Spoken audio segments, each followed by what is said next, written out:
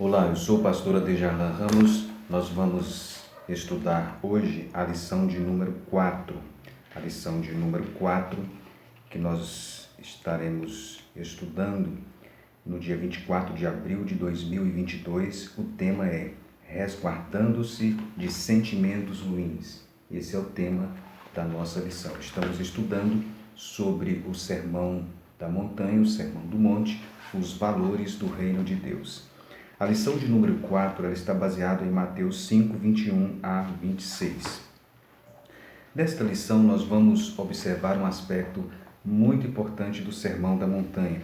Jesus, nesse texto, ele estabelece o padrão de relacionamento com as demais pessoas. Jesus fala sobre o respeito à vida, nós devemos respeitar a vida, não somente em atos, não somente em palavras, como também em atos.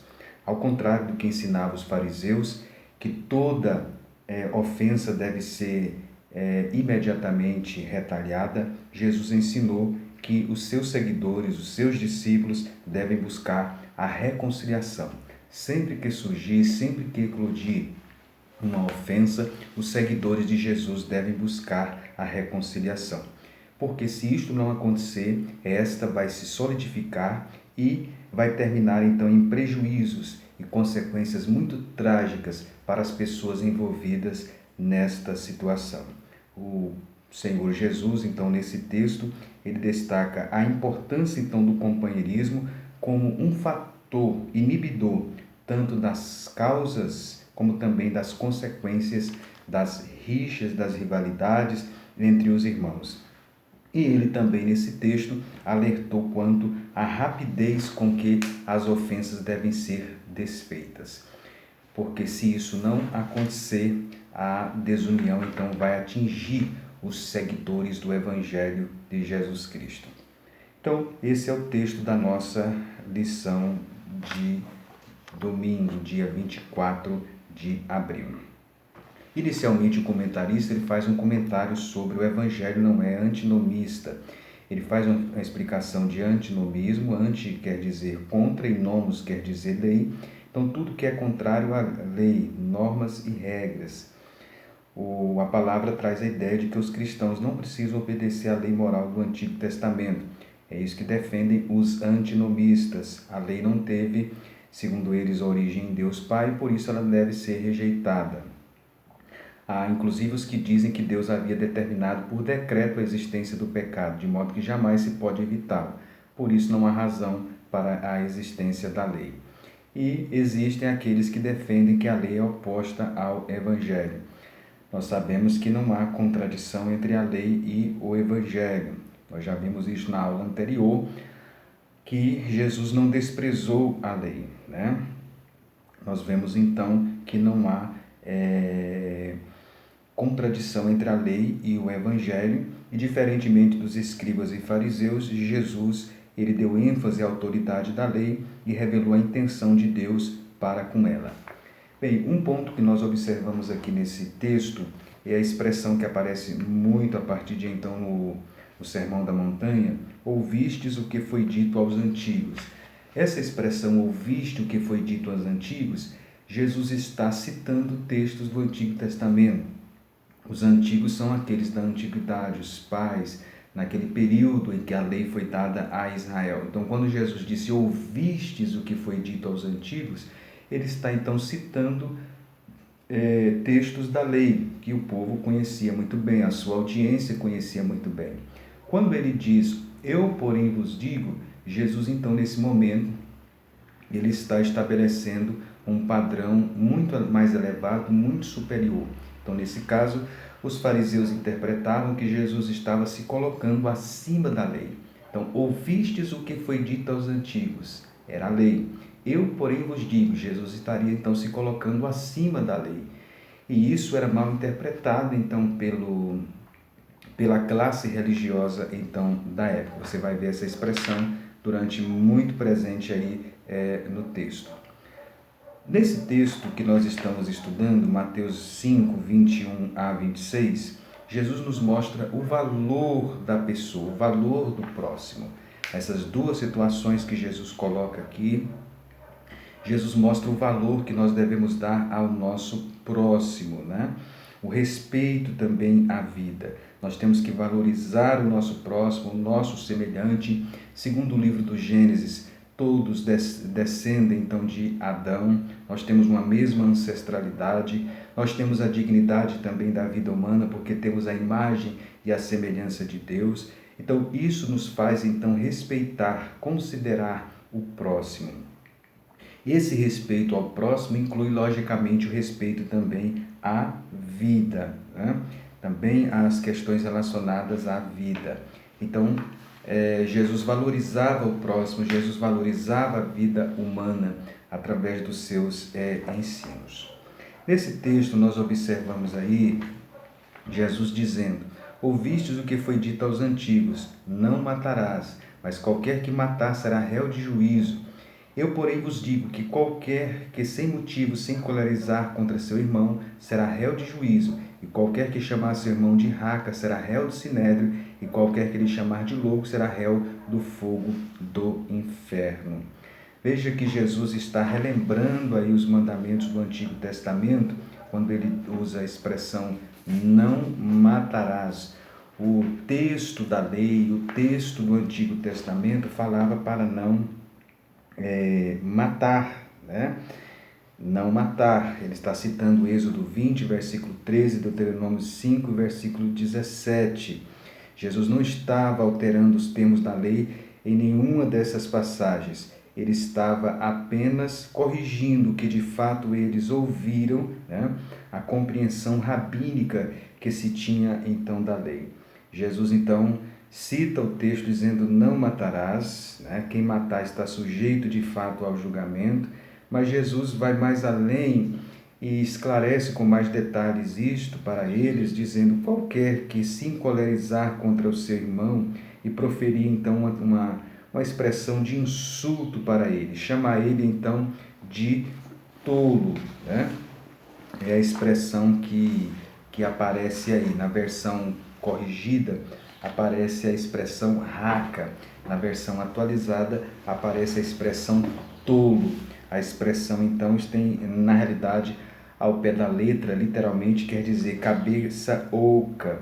Ou seja, Jesus sugeriu aqui que a agressão verbal tem como base as mesmas motivações pecaminosas. Quais são essas motivações? A ira e o ódio, que por fim levam ao assassínio.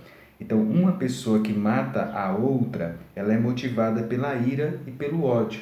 Mas uma pessoa que chama o outro que insulta também o outro, chama o outro de raca, de cabeça oca, Jesus quis dizer que a motivação é a mesma, é também a ira e o ódio.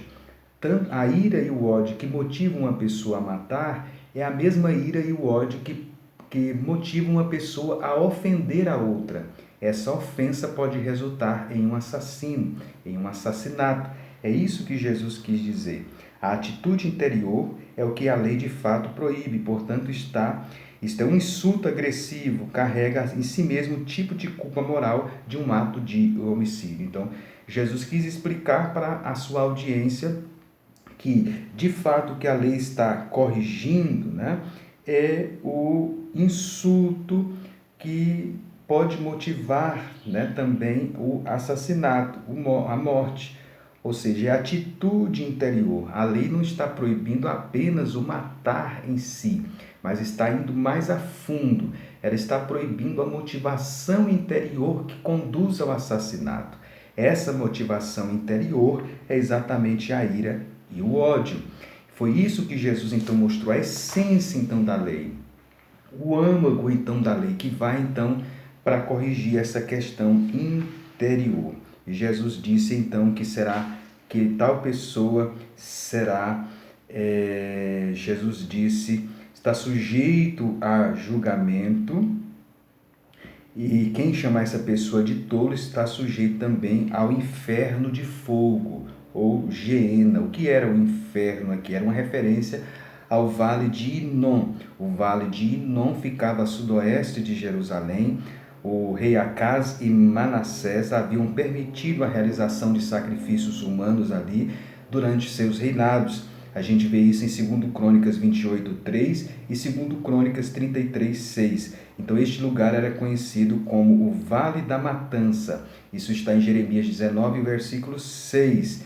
Nos dias de Jesus, era um local onde se depositava o lixo e o fogo queimava ali de forma continuada, continuamente, sendo assim um símbolo adequado então para o inferno. Então é isso que Jesus está dizendo. Jesus está se valendo de um local geográfico na época onde um lixo ficava queimando constantemente para se referir então às penas eternas, para tomar como símbolo então das penas eternas. Então Jesus valorizou aqui o respeito então ao próximo e à vida humana.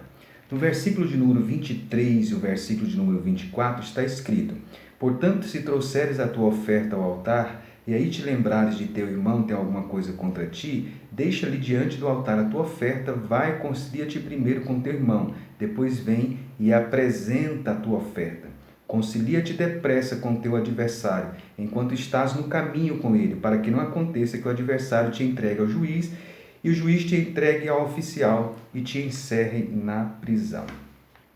Jesus, nesse texto, ele trata então quando reparar a ofensa. Jesus tratou sobre o surgimento então do ódio no interior do coração de uma pessoa que pode motivar o assassinato, mas Jesus agora vai mais adiante. Jesus então mostra que o problema da ofensa, ele tem que ser tratado no seu nascedouro, antes que ele alcance proporções trágicas no relacionamento pessoal e chegue inclusive a um ponto sem retorno. Então, desenvolver uma convivência sem ressentimentos, isso é algo então muito importante e fundamental, isso é vital para a vida cristã. Então Jesus disse, se levar a oferta ao altar. Veja que Jesus estava na região da Galileia, onde foi proferido o Sermão da Montanha. O altar ficava, portanto, em Jerusalém. A pessoa, então, ele empreendia uma viagem para levar essa oferta, esse sacrifício, então, ao altar. Quando lá chegasse, então, ele lembrasse que tinha alguma ofensa contra o irmão, ele deveria, então, ir e reconciliar com este irmão.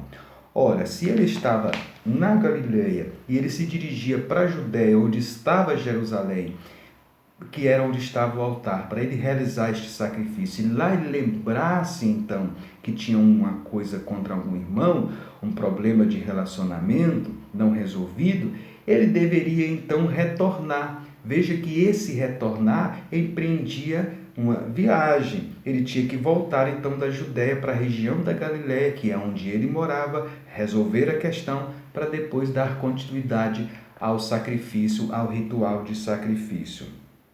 Esse texto, quando diz reconcilia-te primeiro enquanto ele está no caminho, quer dizer, enquanto ele está caminhando, esse irmão que foi ofendido, ele está caminhando para um tribunal para abrir um processo contra aquela pessoa. Jesus então disse, você deve correr, e enquanto ele está no caminho, enquanto o problema, o litígio ainda não chegou aos domínios dos tribunais, e você resolver a questão com este irmão. Vejam bem, então isso mostra, essa atitude de Jesus mostra que o problema deve ser resolvido então logo, para que ele não alcance proporções maiores. Jesus então diz que se esse processo chegasse até o tribunal, o que poderia acontecer? A pessoa poderia ser conduzida ao juiz, o juiz então entregava para o oficial de justiça e essa pessoa seria recolhida na prisão. A prisão então do devedor, durante a qual a pessoa poderia trabalhar para obter aquilo que havia tomado indevidamente.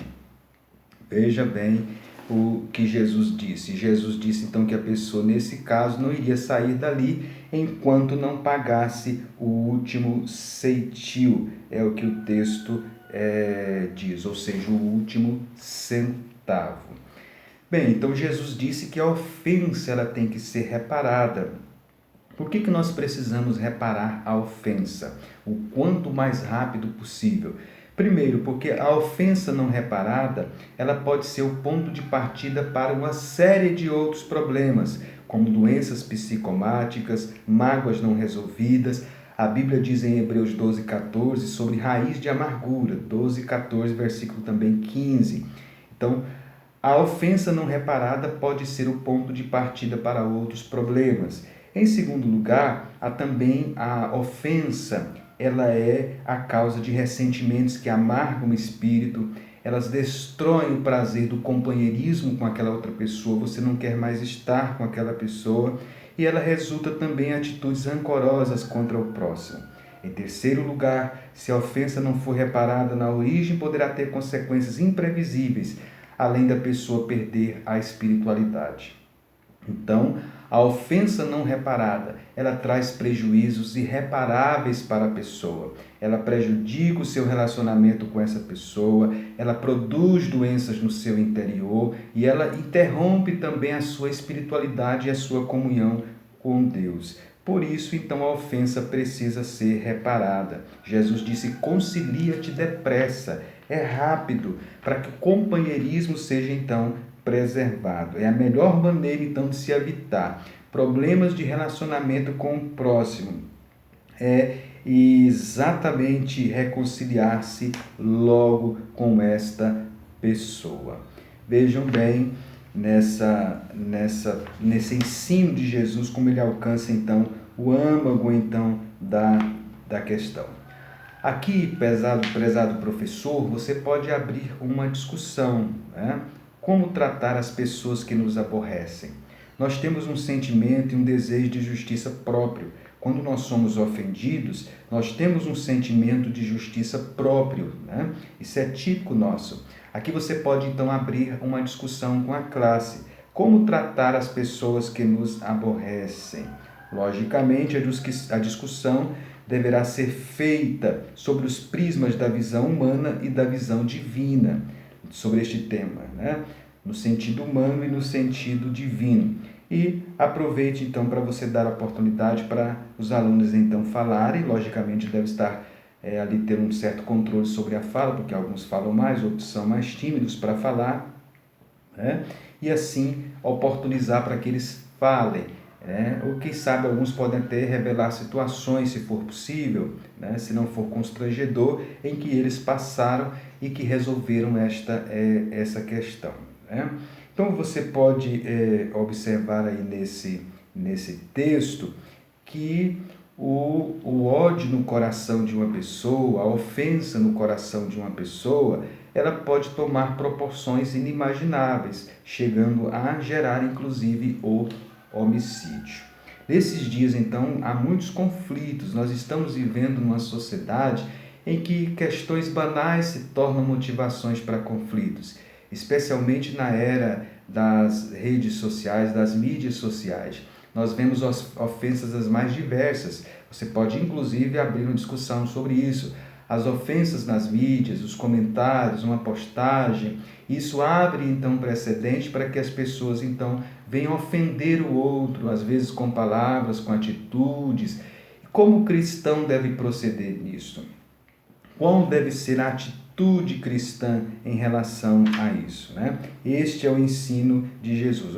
Aqui a gente observa neste ensino de Jesus, através do Sermão da Montanha, que a vida cristã não se resume só ao relacionamento com Deus. Às vezes a gente tem ideia, as pessoas pensam e cuidam da vida cristã só no relacionamento com Deus, mas a vida cristã também tem um aspecto do relacionamento com o próximo, com os nossos irmãos.